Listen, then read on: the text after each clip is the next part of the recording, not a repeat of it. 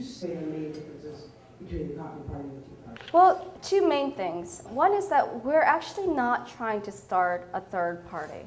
And it seems like from what I've seen with the Tea Party that they're very interested in starting something like a third party.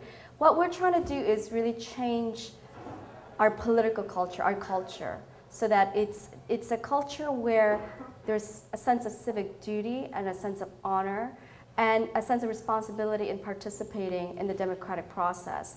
What we would love to see is to have actually the majority of Americans participating in the democratic process so that we have a government that truly reflects the will of the people. So we deal with voter turnout.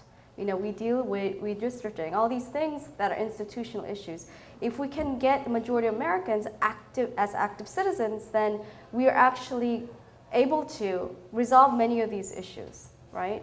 So, I mean, at a very basic level, the way I see the Coffee Party movement is it's a democracy movement. People want better representation. We want better government, and there's very wide consensus. So the second thing is, yes, we want social change. We want political change, cultural change. But how are we going to get there?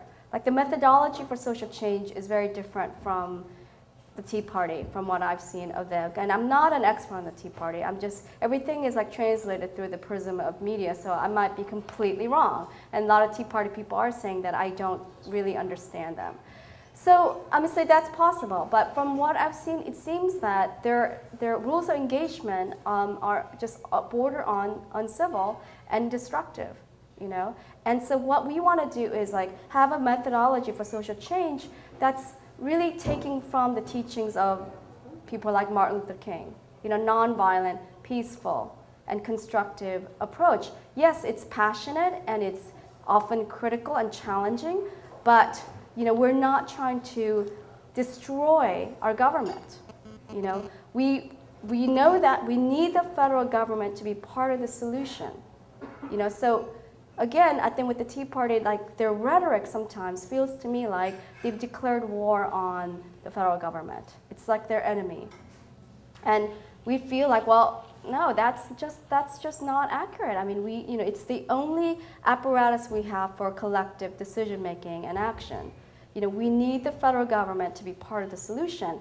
So we want to have very constructive, solution-oriented conversations with people in Congress, not go out there and say, we're against you and everything that you stand for. That's not going to help us deal with the challenges that we face. So in terms of agenda and policy and all that, we have to come together as a community and really practice democracy. We're going to have to deliberate, learn to deliberate in a constructive way, because that requires changing some of our habits and maybe even adopting a certain language, right? That's more about values than about policy, right? So we have to go through that deliberation process, and ultimately, as a community, we're going to have to vote. So we have to put together a process. A lot of it will be online, where we deliberate and we vote. And then we're going to say, this is what we believe in, and we think this is a reflection of the majority of Americans. And that's how we're going to have power. I think it's really important.